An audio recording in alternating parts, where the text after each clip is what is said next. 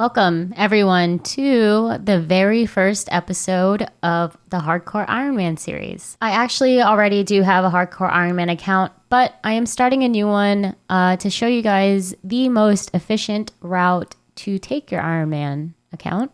I am following a guide. I will post the link in my description.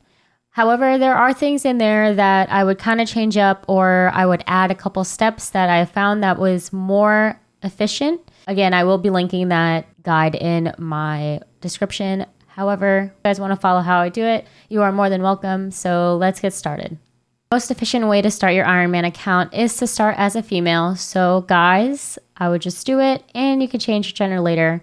However, one of the requirements for recruitment drive is to be a female. So you guys can take it either way. You will receive a voucher in the beginning of that quest to change from male to female.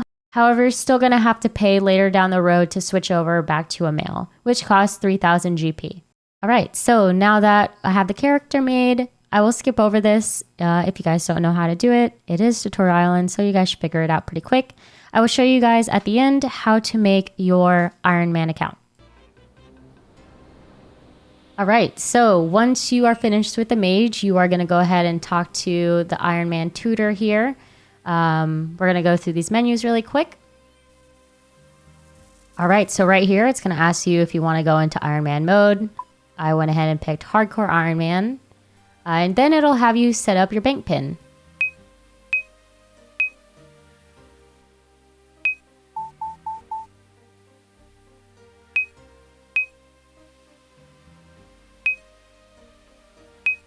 Once you get through that, you will go ahead and talk to the magic instructor, and then you will be teleported to Lumbridge onto the mainland. Once you get to the mainland, you want to go ahead up and head north, talk to the Ironman tutor, and receive your armor. I mean, what's better than for everyone to know that you have just started a Hardcore Ironman account? I mean, look at me. Looking great. All right, so we are going to head up north here and talk to the gaggle of tutors. We'll talk to the melee combat tutor and receive our training sword and shield. Not that it really matters because it's the same levels as the bronze. You'll see here, I'll go ahead and drop my air and mine runes in front of this magic tutor. And I realize I actually don't have my shift click to drop items, so I'm going into settings really quick and turning that on because it is very helpful. The reason we're doing this is in early game, this is the easiest way to get quick runes. You're able to do this every 30 minutes, so whenever you pass her, just go ahead and drop your mind or air runes. Mind you, you do have to pick it up from the bank and have it in your inventory because if she detects that it's in the bank, she will not give you free runes. All right, so we are going to head down south and we are going to speak with Father Eric to start the Restless Ghost quest. I am using RuneLight, but I'll go ahead and put the numbers that you need to press to start this quest.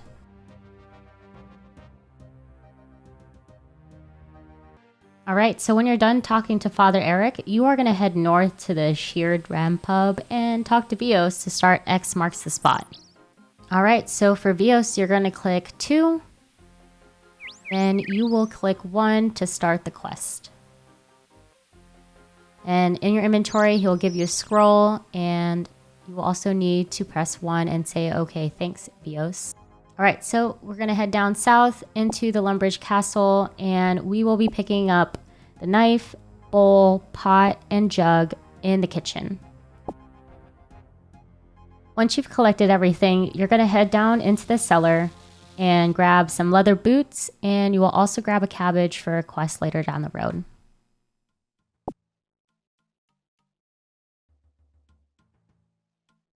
While you're in here, go ahead and also fill your jug with water in the sink. Okay, now we're going to go upstairs on the second floor and talk to Duke, and we're going to start Rune Mysteries. This one, you're going to click 1.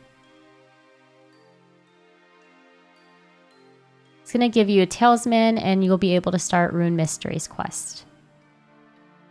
All right, head upstairs, and you're going to bank everything into the bank except for a tinderbox.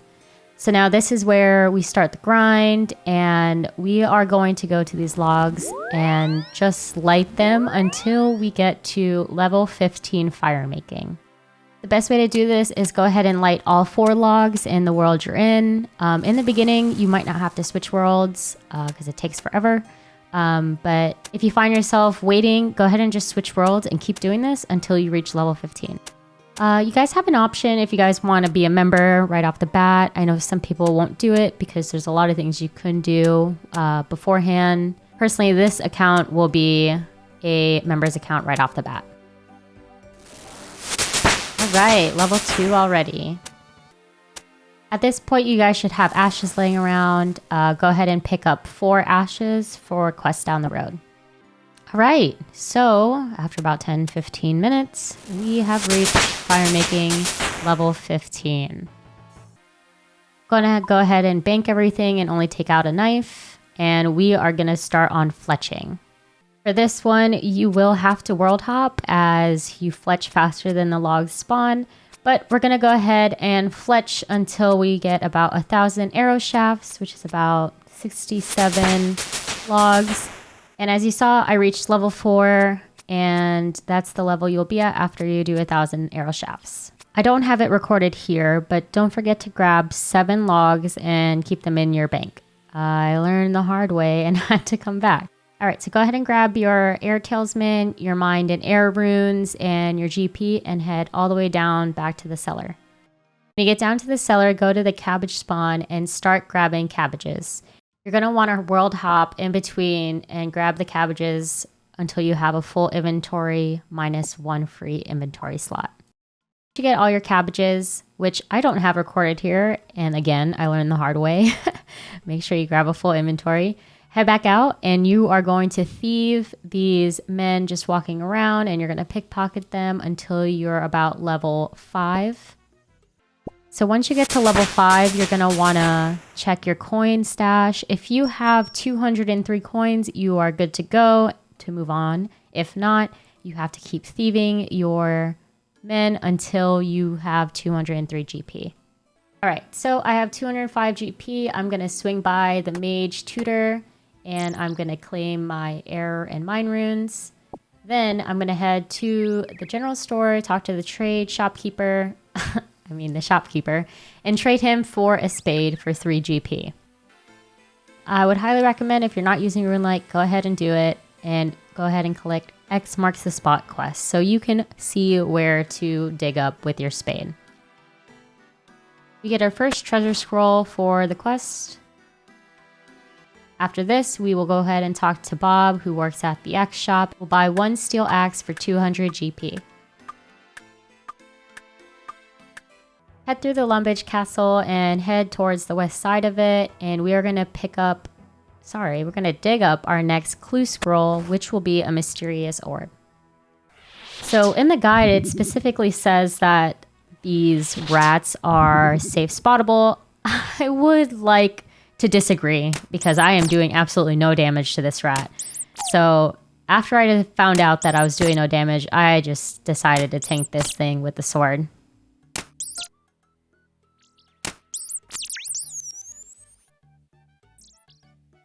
Once you kill it, go ahead and take the raw meat, and of course I'm getting hit, so I just run away from this guy.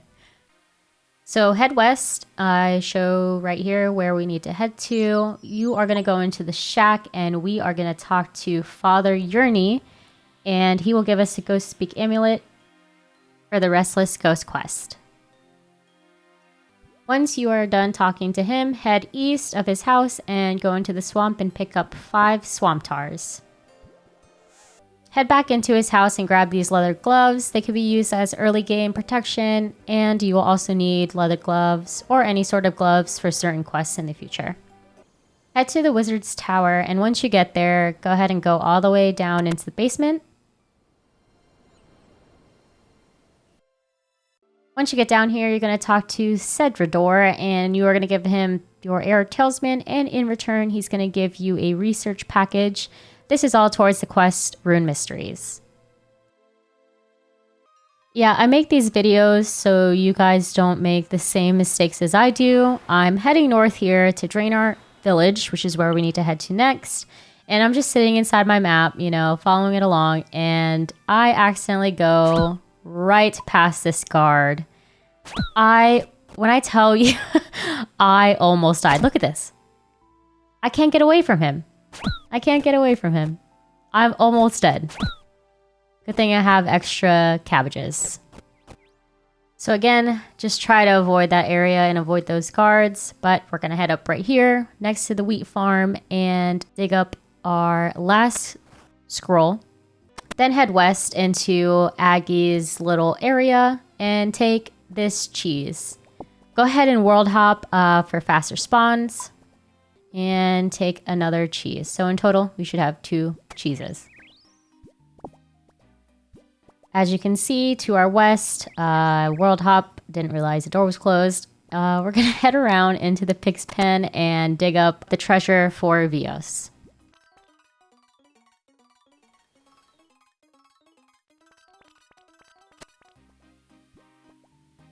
Okay, so we got the ancient casket, and Vios is actually in Port Sarim now, so we just have to cross this wall and talk to him to finish the quest.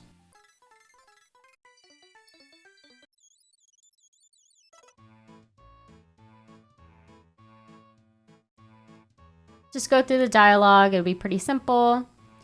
And your reward will be an XP lamp. Do not use it, just keep it in your inventory until later.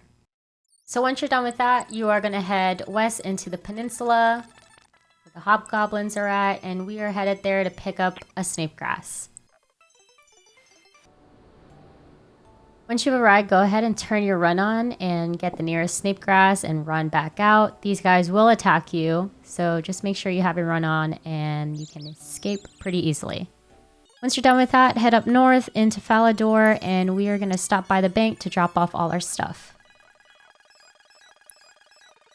Once we're done with that, we're going to head west into the Falador Castle so we can start the quest, the Knight's Sword. Once you get in there, you will be greeted by the squire. You will press 1, then you will press 2, then you will press 1 again, and then you will have the quest started. Okay, this will be the last little bit of this episode, so you want to go ahead and use the grouping teleports, and we are going to teleport to Clan Wars.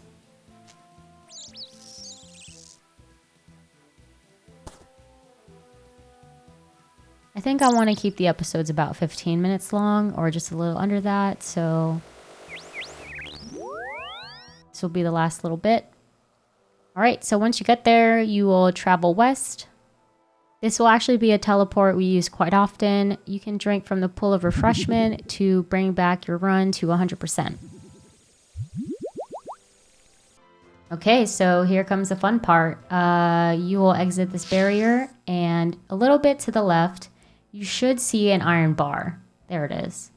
Now, this world was not ideal because there is a bear just sitting right in front of it. So you'll see me world hop and try to find a world where there's the bear away from it or where it won't attack me. A couple world hops later, I finally find one where I could just run all the way into it. No problem. Right, so you're going to world hop into another world, and you will have a total of 2 by the end of this. There we go, and you can just run all the way back out. I don't know if these bears are aggro, but I run right past this one, and he seems like he doesn't care about me. But I'd rather not risk it. Alright guys, so that was the end of episode 1. We almost died by that guard. Can you believe it? Dying episode 1. Ugh, that'd be awful. But I hope you guys enjoyed the first episode. Please leave me some feedback or what you guys would like to see. But I guess this is it. And see you guys on the next episode. Peace.